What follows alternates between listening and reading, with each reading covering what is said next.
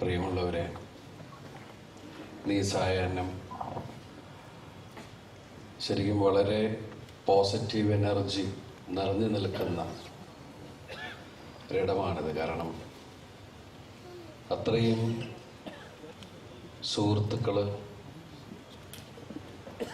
സ്നേഹമുള്ളവർ, പ്രത്യേകിച്ച് അടൂർ സാറിൻ്റെ ഉയർച്ച അല്ലെങ്കിൽ അടൂർ സാറിനെ നമ്മുടെ പ്രിയപ്പെട്ടതായി കിട്ടിയ അല്ലെങ്കിൽ മലയാളത്തിന് അഹങ്കാരമായി കാണുന്ന ഒരുപാട് സിനിമാ പ്രവർത്തകരും സുഹൃത്തുക്കളും സാഹിത്യ ലോകത്തെ ഒരുപാട് ആളുകളെല്ലാം കൂടിയിരിക്കുന്ന ഈ വേദിയിൽ നിൽക്കാൻ അവസരം തന്നതിൽ സർവേശ്വരനോട് ഞാൻ ആദ്യമായിട്ട് നന്ദി പറയുകയാണ്.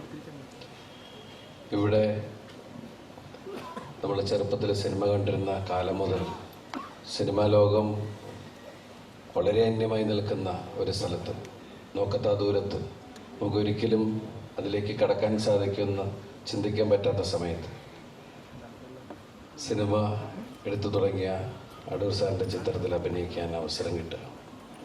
ശരിക്കും പറഞ്ഞാൽ ഇവിടെ ഈ വേദിയിൽ ഞാൻ ആദ്യമായിട്ട് സിനിമയിൽ വന്നപ്പോൾ ഉള്ള നിർമ്മാതാവുണ്ട്, എൻ്റെ ഗുരുനാഥൻ കമൽ സാറ്. സാറ് പറഞ്ഞ സത്യമാണ്. കാരണം സിനിമയിൽ വന്നിട്ട് ദൈവം അനുഗ്രഹിച്ച് ആരുടെ അടുത്ത് അവസരം ചോദിച്ചു പോകേണ്ട ഒരു അവസ്ഥ ഉണ്ടായിട്ടില്ല. കാരണം അസിസ്റ്റൻ്റായിട്ട് വർക്ക് ചെയ്തിരുന്ന കാലം മുതൽ ഉണ്ടായിരുന്ന സുഹൃത്ത് ബന്ധങ്ങളും എല്ലാം ഇവിടെ ഒരുപാട് പേര് ഗുരുസ്ഥാനീയരാണ്. അപ്പം അങ്ങനെയുള്ള ബന്ധങ്ങളുടെ പുറത്ത് എനിക്ക് സിനിമകൾ കിട്ടി. പക്ഷേ അടൂർ സാറിൻ്റെ സിനിമയിൽ അഭിനയിക്കാനുള്ള ഒരു മോഹം ഭയങ്കരമായിട്ടുണ്ടായിരുന്നു. ഞാൻ അദ്ദേഹത്തെ പഞ്ചാബി ഹൗസ് എന്ന് പറഞ്ഞ സിനിമയ്ക്ക് ശേഷം പോയി കണ്ടു വീട്ടിൽ. കാരണം ദിലീപ് എന്ന് പറയുന്ന ഒരാൾ, ഞാനിങ്ങനെ എൻ്റെ പേര് ദിലീപ് എന്നാണ്, സിനിമയിലൊക്കെ അഭിനയിക്കുന്നുണ്ട്. അപ്പം എന്നെക്കുറിച്ചുള്ള എല്ലാ വിശദ വിവരങ്ങളും, എൻ്റെ പേര് ശരിക്കും ഗോപാലകൃഷ്ണനാണെന്നൊക്കെ സാർ അറിഞ്ഞു കഴിഞ്ഞു നേരത്തെ. അപ്പം അത്രയും വിശദമായിട്ട് സിനിമയിൽ വരുന്ന എല്ലാ ആൾക്കാരെക്കുറിച്ചും സാറ് പഠിച്ചുകൊണ്ടിരിക്കുന്നുണ്ട്. അതിനുശേഷം സാധാരണ സിനിമക്കാർ പറയുന്ന പോലെ എന്നാണ് ഞാൻ വിശ്വസിച്ചത്. സിനിമയിലെ ആളുകൾ പറയും നമുക്ക് പിന്നെ നോക്കാം, എപ്പോഴെങ്കിലും ഒത്തുവരട്ടെ, നല്ലൊരു കഥാപാത്രം വരികയാണെങ്കിൽ. പക്ഷെ സാറത് ഓർത്ത് വെച്ച് ഒരു അവസരം വന്നപ്പോൾ എന്നെ വിളിച്ച് എനിക്കൊരു വേഷം തന്നു. എന്നെ സംബന്ധിച്ചിട്ട് ജീവിതത്തിൽ ഏറ്റവും വലിയൊരു, സിനിമയിൽ അഭിനയിക്കുന്നതിന് മുമ്പ് ഒരു അവാർഡ് കിട്ടിയ ഒരു അവസ്ഥ തന്നെയാണ്, ഏറ്റവും വലിയൊരു അംഗീകാരം. കാരണം സാറിനെ ഇപ്പോൾ ഒരാൾ എന്നെ അദ്ദേഹത്തിൻ്റെ സിനിമയിൽ വിളിക്കുക വലിയൊരു ആവേശം തന്നെയായിരുന്നു. അതിനുശേഷം ആ സിനിമയിൽ അഭിനയിച്ച് തുടങ്ങിയപ്പോൾ ഞാൻ, കമൽ സാറ് പറഞ്ഞ സത്യമാണ്, ഞാൻ ആദ്യത്തെ ഷോട്ട് എടുക്കുന്നതിന് മുമ്പ് കമൽ സാറിനെ വിളിച്ചിട്ട് പറഞ്ഞു, സാർ ഇന്ന് തുടങ്ങുകയാണ് അടൂർ സാറിൻ്റെ കൂടെ, പ്രാർത്ഥിക്കണം. അപ്പോഴാണ് സാറ് പറഞ്ഞ കാര്യങ്ങളൊക്കെ ഇവിടെ സാറ് പറഞ്ഞു. പക്ഷേ ഭയങ്കരമായിട്ട് സാറിൻ്റെ അടുത്ത് വർക്ക് ചെയ്യുമ്പോൾ എന്താ പറയുക, ഞാൻ കമൽ സാറിൻ്റെ അടുത്ത് വർക്ക് ചെയ്തിരുന്നപ്പോൾ എന്തോ ഒരു ഭയങ്കര, ഞങ്ങൾ കമൽ സാറിൻ്റെ കൂടെ വർക്ക് ചെയ്യുമ്പോൾ ഞങ്ങൾക്ക് ശരിക്കും പറഞ്ഞാൽ സ്വന്തം ജ്യേഷ്ഠൻ, ഒരു അച്ഛൻ്റെ അടുത്തൊക്കെ നിൽക്കുന്നൊരു ഫീല് പോലെയായിരുന്നു.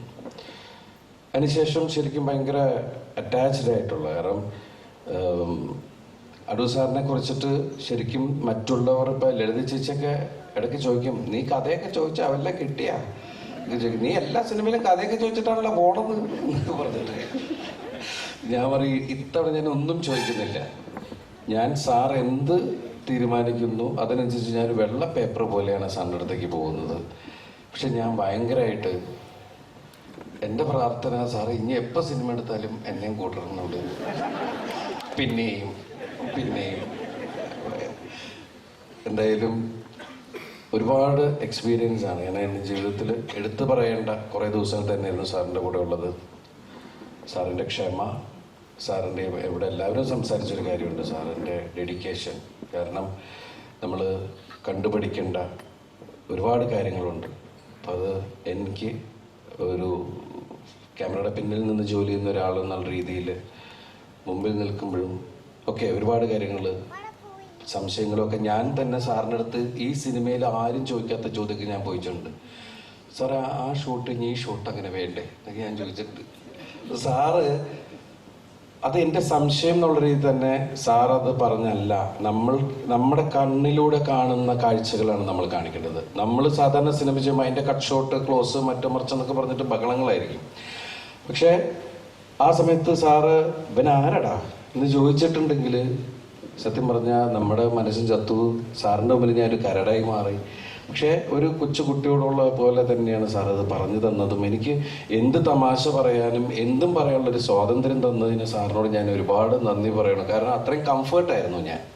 അപ്പം അതുകൊണ്ട് ഇനിയും ഗംഭീരമായ സിനിമകൾ ഉണ്ടാകുവാൻ അതിനുള്ള ആശയങ്ങൾ സർവേശ്വരൻ സാറിന് കൊടുക്കട്ടെ. എന്നും ആയുസ് ആരോഗ്യ സൗഭാഗ്യങ്ങളോടുകൂടി സാർ എപ്പോഴും മലയാള സിനിമയുടെ നേതൃസ്ഥാനത്ത് ലോക സിനിമയുടെ മുമ്പിൽ നമ്മുടെ അഹങ്കാരമായിട്ടുണ്ടാവട്ടെ, നമ്മുടെ മലയാളികളുടെ അഭിമാനമായിട്ടുണ്ടാവട്ടെ എന്ന് ആത്മാർത്ഥമായിട്ട് പ്രാർത്ഥിച്ചുകൊണ്ട് ഒരുപാട് നന്ദി.